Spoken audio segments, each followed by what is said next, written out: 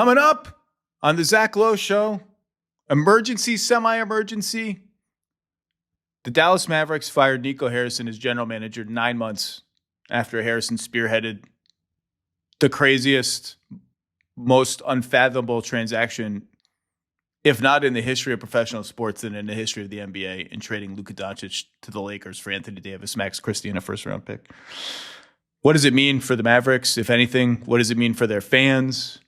What does it mean for Anthony Davis, who's almost 33 years old, 6 years older than Luka? One of the big issues I had with the trade at the time, an obvious one, an issue nonetheless. We go through some fake Anthony Davis trades for fun. We sift through the wreckage of the Dallas Mavericks going from the NBA Finals in 2024, not that long ago, to this. And Kyle Mann talk about what this would be like if they didn't win the freaking lottery out of nowhere and get Cooper Flag. What does it mean for Kyrie? You can imagine my flight out to Minneapolis, where I'm doing a live show tomorrow night. I actually thought the woman sitting next to me was going to be concerned about my frenzied typing and how many trade machine windows and salary cap windows and tabs I had open on my laptop, and just the intensity of my glare. So we're getting into all things Mavericks. I don't know, some other stuff probably comes up. It went by in a blur. Coming up on the Zach Lowe Show. You're listening to the Zach Lowe Show, presented by FanDuel. FanDuel now displays your bets directly on your phone's lock screen. And with the latest updates to the live events and player pages, it's never been easier to be part of the game. And Missouri, get excited because FanDuel is coming your way as of December 1st. Download the FanDuel Sportsbook app now and play your game. 20 or over and present in select states, or 18 and over and present in D.C., Kentucky, or Wyoming. Gambling problem? Call 1-800-GAMBLER or visit rg-help.com. Call 1-888-789-777 or visit ccpg.org/chat in Connecticut.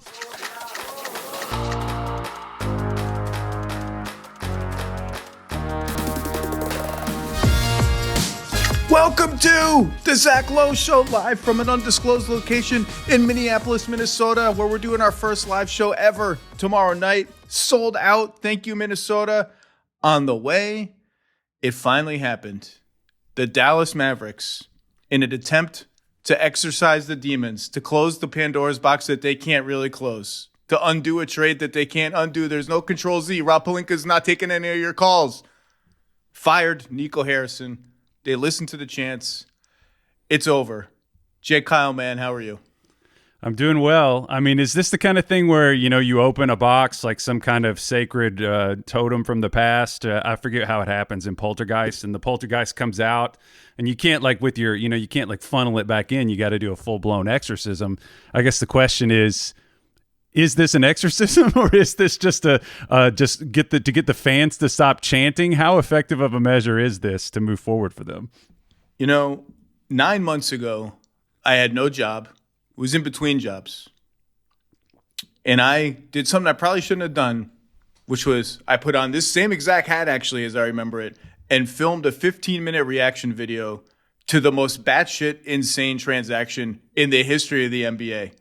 I had to. I couldn't resist. Probably shouldn't have done it. It doesn't matter. I did it. It's a trade that didn't make sense then. It doesn't make sense now. And it's November 2025. In June 2024, the Dallas Mavericks are in the NBA Finals. That's a thing that happened. 9 months ago, the trade happened. Anthony Davis, Max Christie. Don't forget about Max Christie. Never forget about Max Christie and a first-round pick. Austin Reeves is averaging 30 points a game this year, by the way, for Luka Doncic. 9 months ago, the GM who made that trade, who spearheaded it, and it was his idea more than anybody else's, is fired by a new green owner who greenlit the trade for reasons no one will ever understand, because probably he doesn't understand basketball and just did what his GM told him to, and has tried to mostly skirt responsibility for it since, including in firing the GM and issuing an apology, a letter to fans that doesn't even mention that a trade occurred. It just mentions that, the unfortunate events of the last several months undoing is not in the thing. What we all believed would be a promising season. You all believed it? I took the under. So who believed it? Who believed this was going to be a promising season in the Western Conference? 9 months.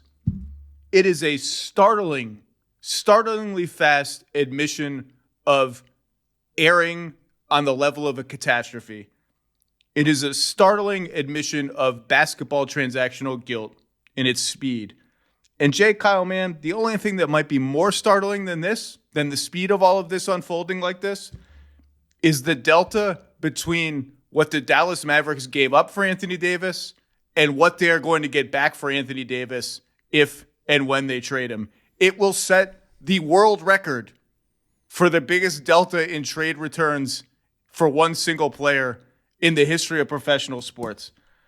I do feel like we need to go back and look at the trade again. Can we do that before we move forward? Absolutely. The optimistic reading of whatever happened was that, and you could find, if you looked under the covers and lifted up the couch, you could find a few people in the NBA who would kind of begin to nibble around this argument, was that Luka's off-court habits were really bad. He was out of shape. He was already suffering some leg issues, eligible for the biggest contract in the history of the NBA, would never stay healthy. Maybe it is galaxy brain smart to sell high now, get out of the Luka business now, and get whatever you can get for him.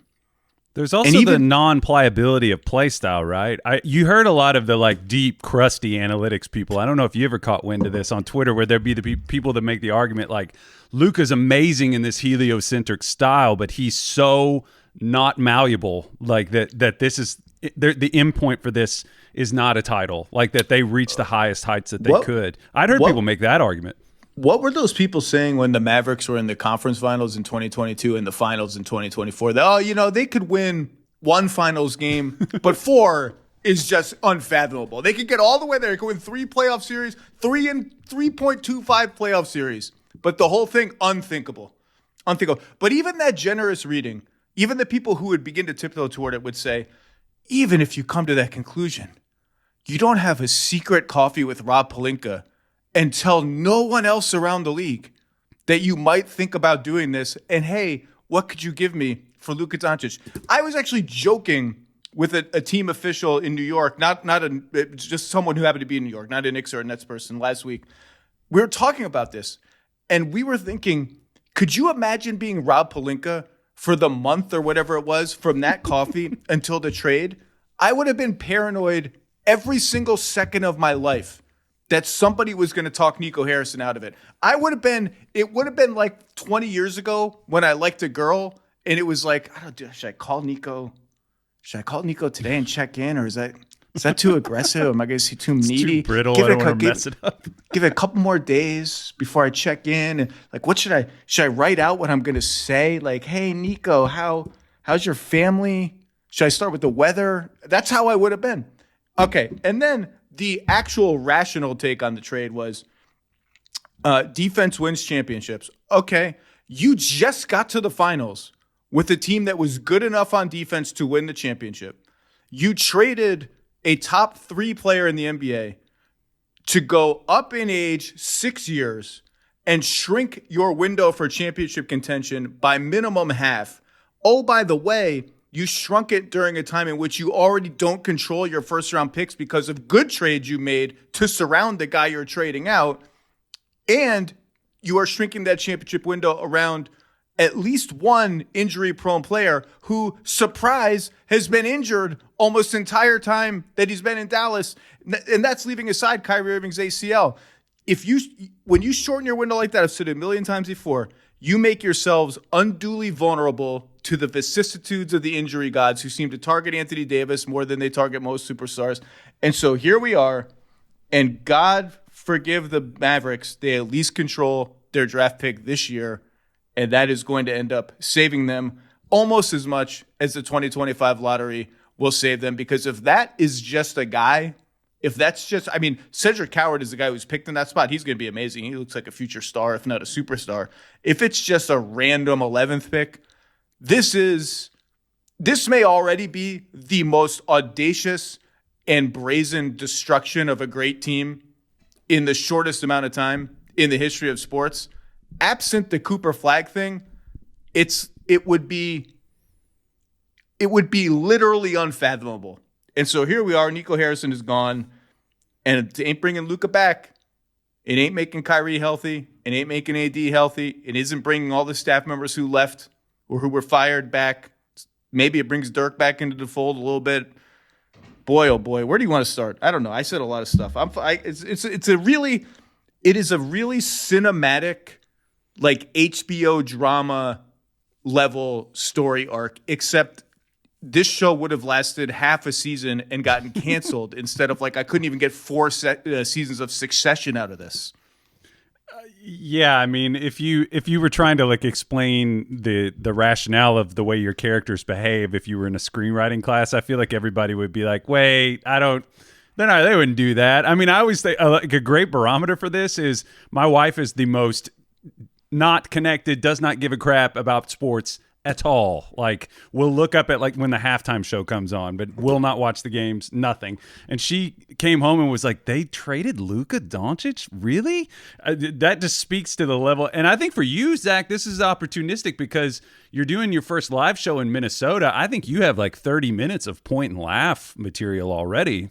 I mean, this crowd's going to eat this up. What a better time for this to happen, right? They're also on my list of fake Anthony Davis trade destinations, which we're going to get to pretty soon. I didn't even consider them. Could be an awkward if Tim Connolly crashes the stage like he's threatening to do. Could be time to put his feet. Hopefully Rudy's not listening. We'll get there. Where does this rank in terms of like? I was talking with somebody about just utter betrayal. I mean, the Wayne Gretzky Edmonton Oilers. I'm forgetting like that's the thing is like we're talking about the basketball thing. This is a business, and and a lot of the business is you see this around the John Morant stuff is that he's so important to the culture of that city. As he puts butts in the seats. Ultimately, it's a business at the end of the day. With Luka, I'm just trying to think of like franchises, front offices betraying. The Seattle OKC thing is way up there at the top. I remember talking about this. I can't remember with who. Right when I came to Spotify Ringer. As the noise was just never stopping. The Fire and Eco chants were sweeping all over the Southwest.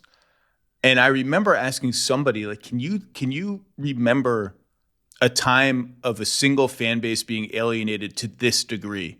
And the only comparisons we can come up with were literal relocations of franchises where the franchise was gone and taken away from a fan base. Like the Browns, right? I mean, that happened in the 90s, I think. I was a kid, I remember. And by the way, Michael Finley and Matt Riccardi, and I've known Matt for quite a long time, dating to his time in Brooklyn, are now the co-GMs, because that's going to work. The co-GM thing is going to work, of the Mavericks.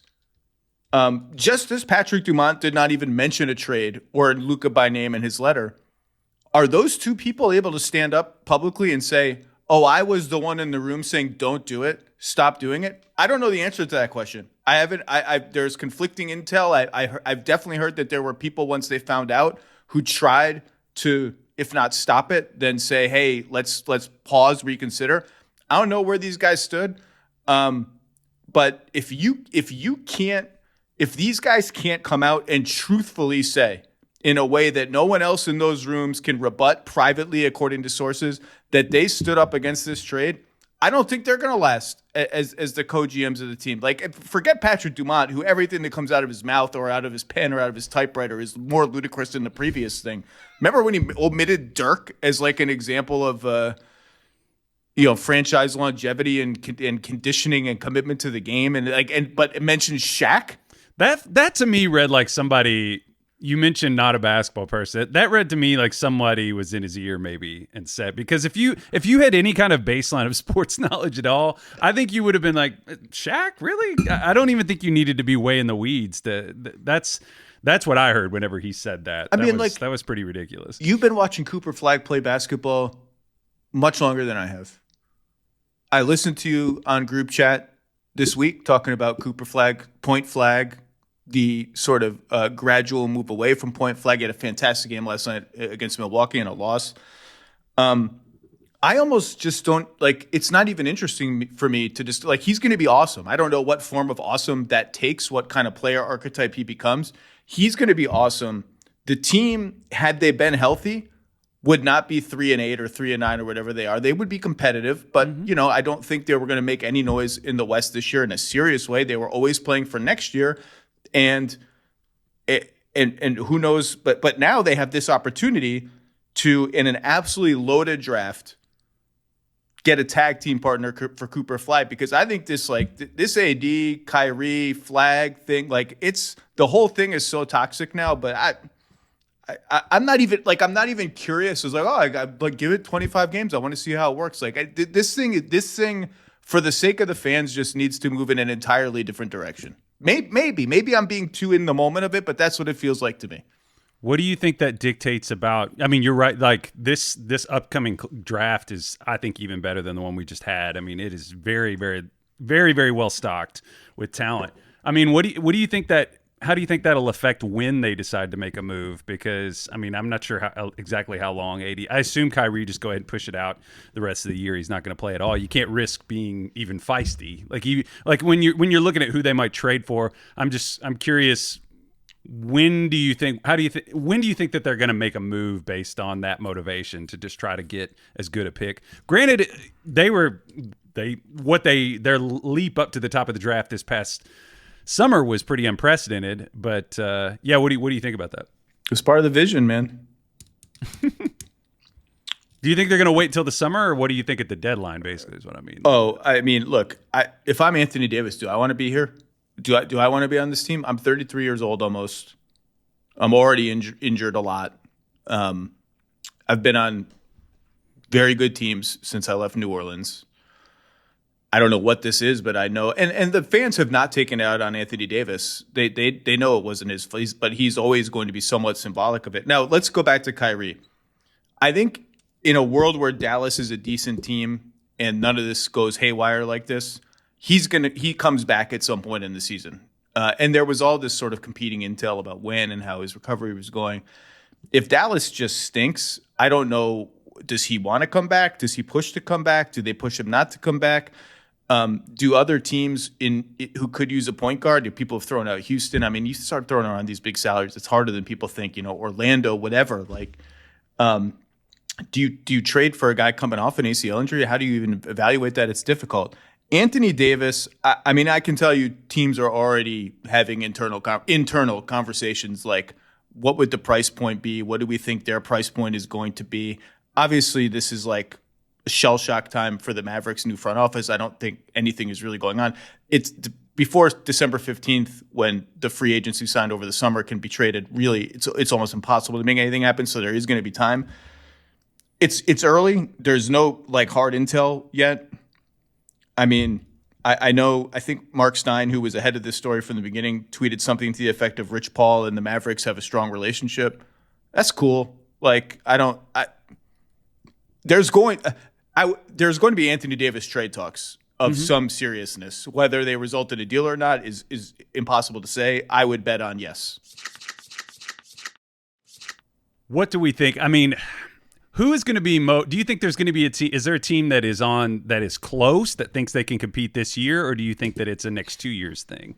Like, based on because it's pretty iffy. I mean, he's what? Is he 33 now? Almost 33. Luka is almost 27. 6 years up. It's emblazoned in my brain. Almost exactly 6 years up. Who's going to be most motivated to do it, though? Is it somebody that you think this year thinks they have a legitimate shot, or is it somebody like the Kings who's just like, why not? I think the Kings are going to go the other way and just try to hell to just get out of this team and tank, and that's it. And they're going to realize that their guys don't have a lot of trade value, but that's a different story for the hashtag Kings. You say motivated, I say desperate. You'd have to be desperate. You'd have to be like, maybe it'll work for us, the Tobias and the thing from Arrested Development, because the injury history is just not great now. What can you really get out of him? I think you'd have to be desperate to get to that point. So I have mentioned on this podcast several times that I can't believe no one or very few people are talking publicly about Anthony Davis being contract extension eligible at the end of this season as one of the biggest looming issues facing any team in the NBA. It may not be an issue anymore facing the Dallas Mavericks at this point. He makes $54 million this year, $58.5 million next year, and he's eligible for a contract extension based on that number in the summer of 2026. And guys of Anthony Davis's stature tend to want contract extensions at or near their maximum, despite their age and their injury history.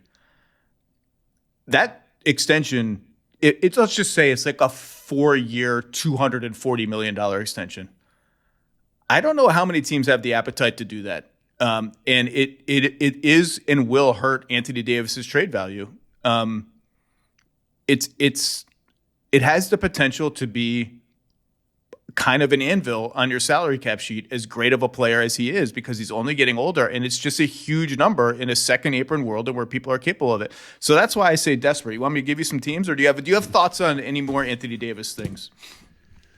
I guess we just need to figure out. At this point, offensively, it doesn't seem like he's going to change a whole lot. He came into this season. I mean, his sort of fly around nature, I feel like, was always his superpower, his ability to basically be the goalie on the area inside the arc. If he's going to get bigger and heavier and more plotting, at that point, you're like, all right, are you going to give me like something on the offensive end? Are you going to change? Not betting on that. Are you going to give me some of that like LaMarcus Aldridge pick and pop sort of stuff? I just don't see him offensively changing, and if he's not physically going to be that guy, I'm just trying to think of the guys who have aged, who have been in his similar player type.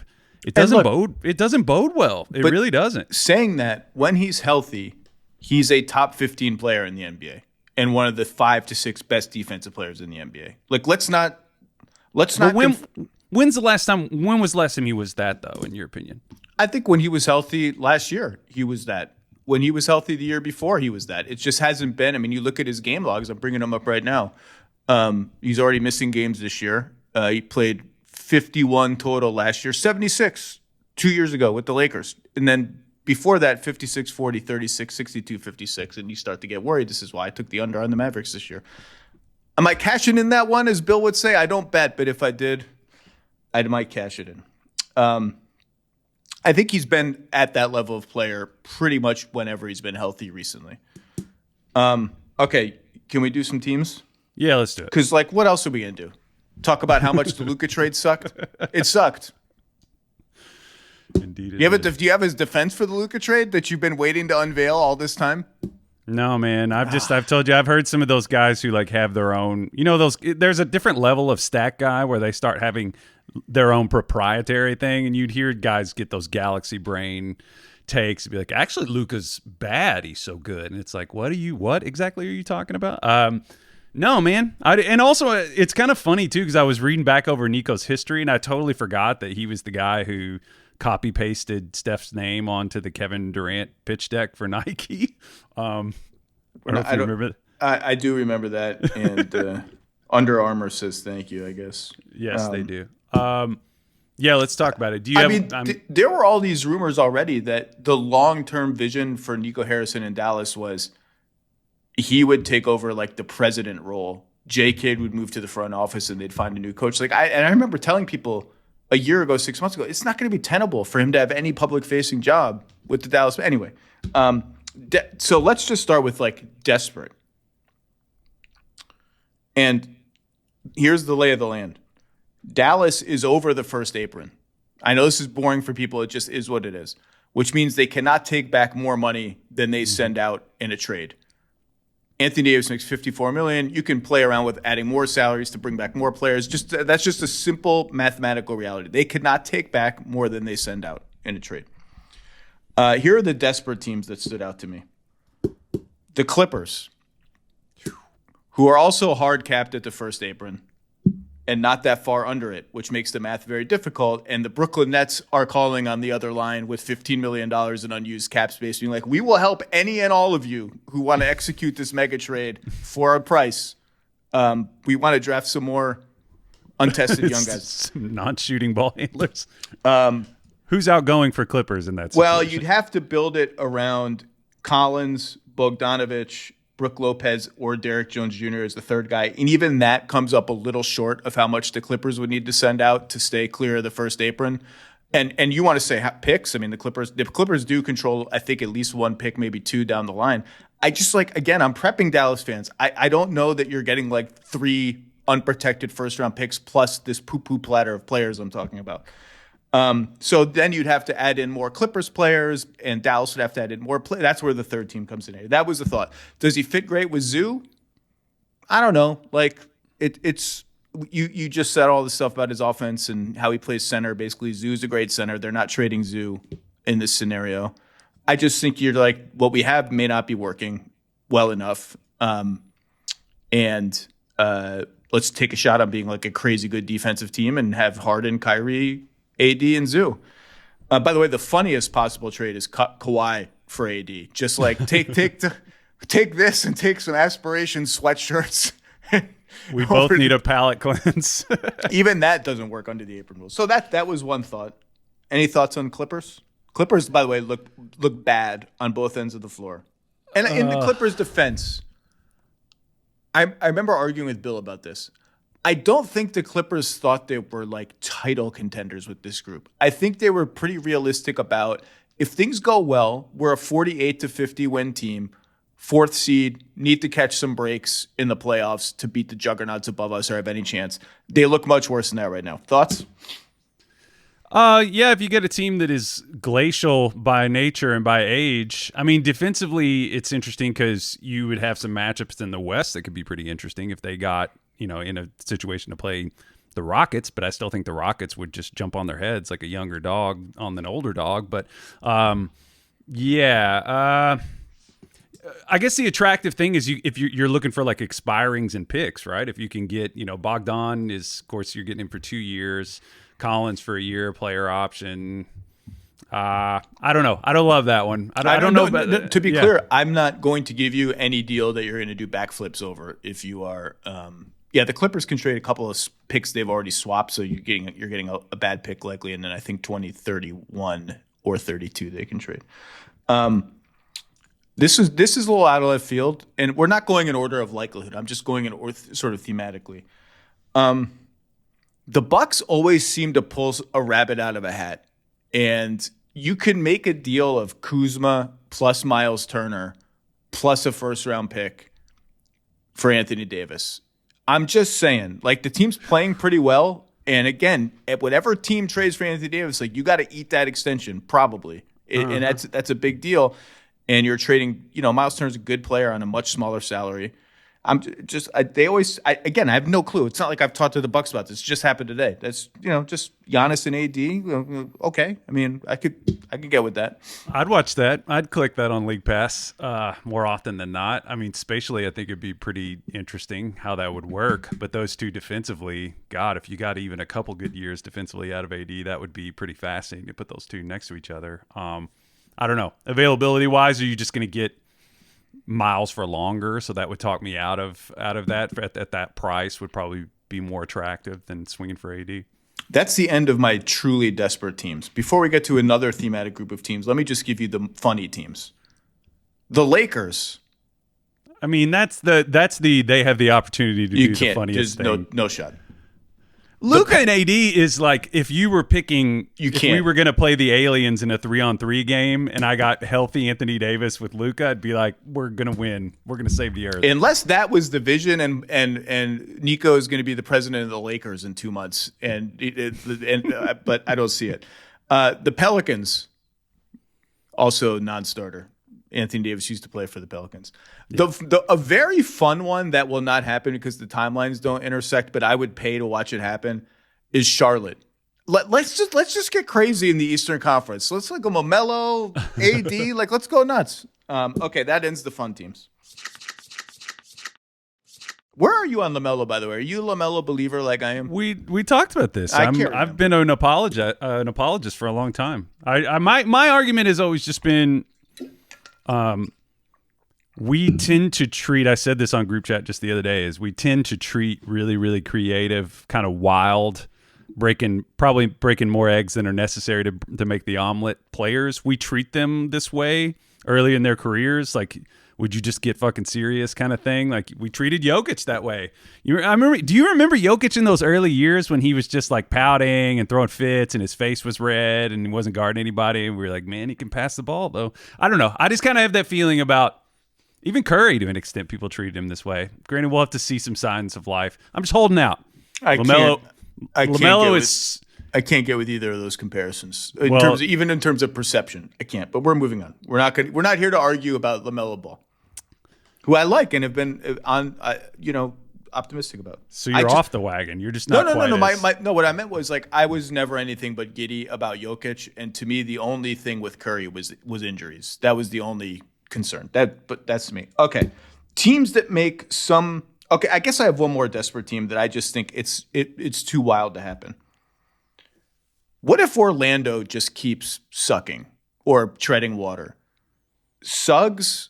I thought about this one. Declining contract. He's been very productive when he plays, and his minutes restriction is getting higher and higher and will eventually be lifted. But it's a long contract. It does decline. Suggs plus Isaac. Do I need to throw in Wendell Carter Jr. maybe to upgrade at center? Not throwing in Franz. I'm not throwing in Paolo. Franz plus Paolo plus AD is going to be, I think, a rough fit on offense. It's going to be a little clunky. And it's a very unmagic thing to do, having already done the one big move for Bane. Just wanted to mention them. They're on your list, though?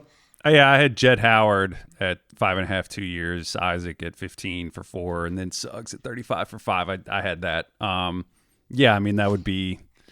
It would make it stagnant, but we were talking about the Magic the other day, and I was like, if your 5 was not wishy-washy, it was like he's either a popper or he's either a roller, you'd at least be committal in one direction. I mean, it would be ugly. They'd be bludgeoning people to death. It'd be a bet in that direction, and I don't think the offense would be getting smoother. I don't know. How could you even make that work on offense? You'd have to somebody would have to make some kind of choice, because if players are being who they are, that would be ugly. Portland, I'm going to deem too soon and too much money. Toronto. Team's okay. Too expensive to just be okay, but okay. Front office that is probably in a prove it to the new guys in charge sort of stage of their careers after Masai Ujiri left or / was kicked out, whatever term you want to use. Quickly, Pirtle. So I'm getting a center back, and I might have to include like a couple of first-round picks and or Murray Boyles, because those two contracts I mentioned are long and like not super duper attractive right now. But they just need to be. I think they need to be mentioned as a potentially monitoring the situation team. Yeah, you're getting close with the money there. I was trying to make it work. My initial thought was RJ and Quickly. Trying to figure out how they could make that work. But you're right, the disposition of the franchise seems like this has been lingering long enough in this post, I don't know if you could say we're still in the post-title fog, but they've been trying to find a way out of this sort of just mess, whatever it is, trying to find an identity. And it's kind of lingering to the point where it's like something's got to give, and you could see them maybe pulling the trigger on something like this. But yeah, that's the justification I could see for even trying it. But yeah. Minnesota is also a first apron team, which means they cannot take back more money than they send out. And so you're talking about a 2-team trade where it has to be like a dollar for dollar match, aka it's impossible. So you need to involve a third team. And Gobert, after a shaky start, is starting to look like Gobert again. So right now, if I'm Minnesota, I'm glad that nothing's going to happen for a while because I want to see what I got. But Tim Connolly has shown he is not afraid to take big swings. Davis for Gobert plus Conley plus do I need to throw Dillingham in as a sweetener? That's a big sweetener. It's a top 10 pick in the draft that you as a front office have not given up on for sure. I've reached the point with Minnesota where like I'm never excluding them after the Rudy trade and the Towns trade from discussions like this. But I like the way they're playing, and this is not the subject of this podcast, but I just want to say, holy shit, is Jaden McDaniels getting good. Yeah, he's somebody, yeah, he'd be absolutely off limits if you had this conversation. I kind of feel like offensively, I kind of like the basketball fit there more than I thought. When you initially mentioned this, it would kind of open the middle up a little bit. I know, Randall and Davis can both kind of come and go in terms of their shooting. I don't know, you like that basketball fit? I kind of do. I do, yeah. I do. It's yeah, the sheer talent is really interesting. And to your point, like the mystery of what happened to Anthony Davis's jump shot post bubble has never been solved. But Rudy Gobert has no jump shot. Functionally in NBA games, I always say this about this guy has no jump shot. If Rudy Gobert appeared at like an open gym, you'd be like, this guy's the best shooter I've ever seen in this gym. But functionally in an NBA court, he doesn't have one. So Anthony Davis is like not really changing that for the Wolves. It's a little early for any of that. I keep seeing Miami brought up. I guess because you just have to bring them up. The way the math works there is Rozier, currently embroiled in stuff, plus pick one of Tyler Hero, currently injured and extension eligible in his own right, Norman Powell, back healthy, playing his butt off, or Andrew Wiggins having maybe the best season of his career, even including the Golden State All-Star season, pretty close to it anyway. So one of those three plus Rozier. Obviously, if I'm Dallas, I want Ware, despite the fact that I already have centers and or picks, and the Heat have a couple of picks to trade. Do you want Ware? What about Dallas's, should you be thinking about the 4s and 5s that are already there, or are we just assuming that we're going to be wiping the dry erase board? I can move pieces around. If he's got trade value, bring him to me, and I can move him around. If I'm the Heat, AD and Bam is an interesting fit. Obviously, defensively, Team USA teammates. Defensively, they'd be awesome. I don't know how AD fits the offensive system that they're running this year. Just so fast, crazy off the dribble driving, just crazy number one in pace. But the talent is the talent. I do know Norm Powell fits the system really well and is eligible for a contract extension, and it will make much less money than Anthony Davis. And Andrew Wiggins is playing great. Miami takes a look at everything. I don't know that that's a particularly enticing package if I'm the Mavericks. Again, I just don't know where the crazy package is going to be. Okay, now I have two other teams. I'm calling them. I keep seeing them suggested teams. Ready?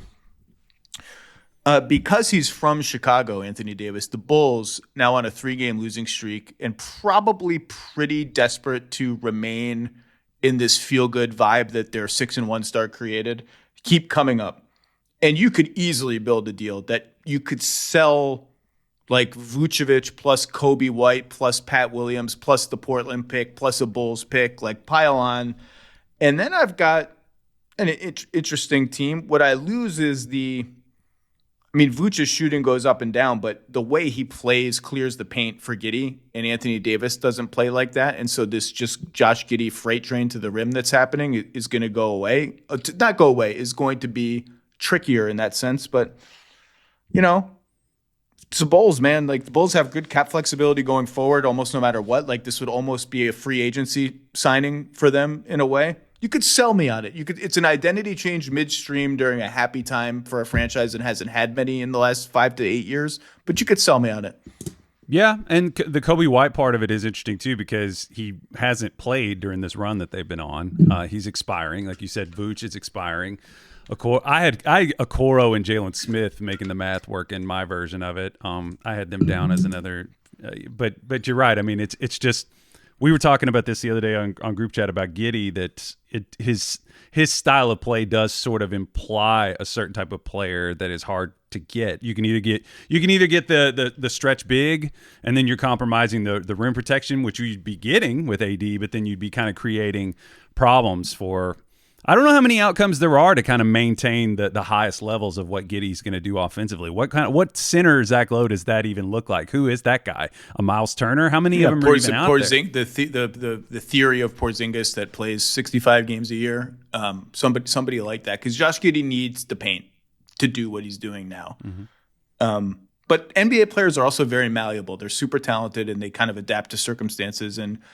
Maybe Josh Giddey having carte blanche over the paint is good for a certain amount of wins and not for as many wins as you should really want to aspire to. Time will tell this season. Other team that I keep seeing suggested, and this is one I have to say I don't like and I almost don't understand why they're being so often suggested for it already, is Detroit. I've got Jalen Duren. I've got Isaiah Stewart. I have the number 2 or 3 defense in the NBA already and the best rim protection in the NBA. I have negative shooting around Cade Cunningham for the most part. I don't love this idea that this is the win now trade. Do they have the assets for a win now trade? Sure. I think Markkanen's a much better fit there than Anthony Davis, to the point that if I'm Detroit, this one doesn't interest me. I don't know if you disagree.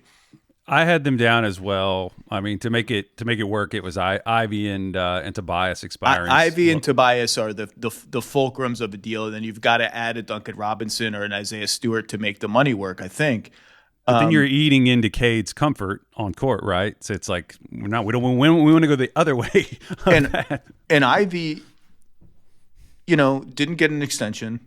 I want to see what that looks like with this coaching staff and with a roster that's more prepared to win and a little bit tougher and more experienced than they were 2 years ago. The last time, we saw Ivy last year, but for a limited amount of time. I don't know. I mean, he'd be the prize for Dallas, right? Like, that's the young chip you sell, plus maybe you get a pick or pick and a half or something. I don't know. If I'm Detroit, I'm not, unless the next 6 weeks goes like horribly in a lot of different ways. Like, I just don't love that. I love Duren. I like Isaiah Stewart. Anthony Davis's best asset is his defense, and we're kind of set there. Yeah, I wouldn't go for that one either, because I think the idea, the Markkanen thing is way more attractive to me. Now, granted, you can just kind of hold out forever and hope that happens. I don't know if there's a comparable thing even out there for them that's akin to Markkanen, but no, I don't love it. I had a really. Oh, go ahead. Sorry. No. I mean, but that's the thing with this Markkanen dream. You hear teams talk about this all the time, and they're right. It's why the Knicks traded all their Giannis stuff and their Embiid stuff for Mikal Bridges. It's like, well, we just can't wait forever. Like, we have a good team. We can't wait forever for the perfect guy. We just got to go for who's ever available to us. And do they regret it now? I don't know. The Knicks look awesome. I don't know that they should regret it. So you do hear that sort of perfect is the enemy of good rationale. In this case, I'd rather wait for the unknown than go for Anthony Davis. And if Markkanen never becomes available to me, somebody else will, or somebody else's will, and I'd rather just wait for that. You had a wild something you wanted to get off your chest. This one is probably not feasible, but I was going to throw it to you as a workshopping starting point, because the money is very similar. You might know where I'm going with this. AD and Paul George. Oh my God. Is that a starting point for something? Philly is trading Paul George? Yeah. All right. Let me look at there. Paul's got 3 years left. Money is very similar. 51 this year, 54, 56.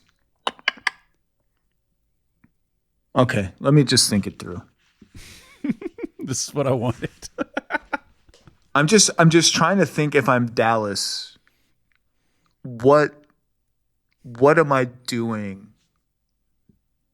I mean, the salary is the same, so I'm not getting any longer dead money. I'm getting the same amount of money, but less production, most likely. What else am I getting? It's too funny to suggest that they get Quentin Grimes back and undo the other horrible trade that the Dallas Mavericks made at the same time they made the Luka trade. Am I getting? I mean, the Sixers have a Clippers pick that looks pretty interesting. Can I squeeze McCain, who's really good but has not played very much in the NBA? And then on the other hand, it's like AD and Embiid. Embiid, it came out today. The Sixers announced he's going to miss the next game with right knee soreness, which is the opposite knee that he's had issues with. So, like, if I'm the Sixers, do I even need to think about the AD Embiid fit, or is it more of like one relieves the other, and if they both play together for an extended period of time, that's just gravy, and it's something we're happy to figure out? Like, you got me. I mean, the basketball stuff of it is interesting, because if you start to think about the gnashing, if you talk to Philly fans, they're just kind of dreading this reset back to the slow it down thing that's probably going to be, intensify when and if PG comes back and is himself. It's like, well, this is a way to, basketball wise, AD, I don't think is going to eat into that. You can imagine them if he can catch lobs. You imagine them playing fast. Granted, we were just making the argument that the Miami's playing fast wouldn't suit AD. I don't know. I just thought it was interesting. The one that fell through for me when I looked into it was Indiana. I thought about it. can we still take the gap year? Maybe, and then we get a high pick. AD is the answer to our center who replaces Miles Turner's question. We get Tyrese Halliburton back. We're like right back to being an awesome team. The math, it has to be like a 6-for-1 trade. And it's just, then you have 3 gargantuan salaries. Just, that doesn't work. And you're eating into too much of your. Granted, Halliburton kind of changes people's values. He's one of those guys who, the way he plays, would we be overthinking it, thinking that the guys that they succeeded with in the playoffs, like that they can't do it any other way? When I was adding it up, I was like, man, that's really eating into the personality of the team. It's like, I wouldn't want to get rid of Nembhard. I wouldn't want to get rid of Toppin. But it'd be kind of a bet on Halliburton affecting whatever personnel they bring in, that they could even just replicate that, right? All right, that's enough Anthony Davis. We're not even touching Kyrie. I as we conclude, because I know you got to go, as we zoom out and look at the path from the step back over Gobert in Game 2 of the conference finals, the Beer incident, the PJ Washington trade, the Gafford trade, a finals run that felt pretty real, a start to last season that when they were healthy felt pretty real, and now this wreckage of a team, lucky enough to have Cooper Flag on it. Do you have any bigger picture thoughts or concluding thoughts or whatever to just are we even happy for Mavericks fans who get to cheer for this for a bit and then have to hope that their team can climb out of this, It's still going to hurt. Maybe the anger might subside a little bit. Probably not. They don't have to think about booing Nico every single game now, and they can they can take the first step towards something new, because Cooper is exciting. It's fun to watch them kind of be excited about Cooper, and I do think that I'm not worried at all. Just watching him bullying mismatches and getting in the paint, he's going to start to figure out. And once their spatial stuff gets better and they start to build around him, I think his decision making will grow. I still think he's a superstar. So, I don't think there is any feel better takeaway from this, is there? I think they would have to start winning again for this really, really to start going away. What a bizarre situation that a superstar on the Los Angeles Lakers, the most envied and sometimes hated team among other fan bases in the NBA, every bit of success he has, even almost at the expense of the Mavericks, is going to be cheered forever by the Mavericks fans. A Laker is going to be a hero in Dallas for as long as he plays, like forever. It's crazy. It's unprecedented. I can't really think of anything else like it. Kyle, man, thank you for scrambling this podcast for us. You're the best. Thank you to Jonathan, Jesse, and Mike on production. We are live in Minneapolis tomorrow night at First Avenue, apparently a famous venue. Prince has done stuff there. Now it's going to be Prince and me among some other people. It's going to be a lot of fun. Wolves fans have come out for it. We got some special guests. And who knows what else will happen in the NBA. Kyle, man, thank you, sir. Thanks for having me. Must be 21 or over in present in select states. For Kansas, in affiliation with Kansas Star Casino, or 18 and over in present in D.C., Kentucky, or Wyoming. Gambling problem? Call 1-800-GAMBLER or visit rg-help.com. Call 1-888-789-7777 or visit ccpg.org/chat in Connecticut, or visit mdgamblinghelp.org in Maryland. Hope is here. Visit gamblinghelplinema.org or call 800-327-5050 for 24/7 support in Massachusetts, or call 1-877-8-HOPE-NY or text HOPE-NY in New York.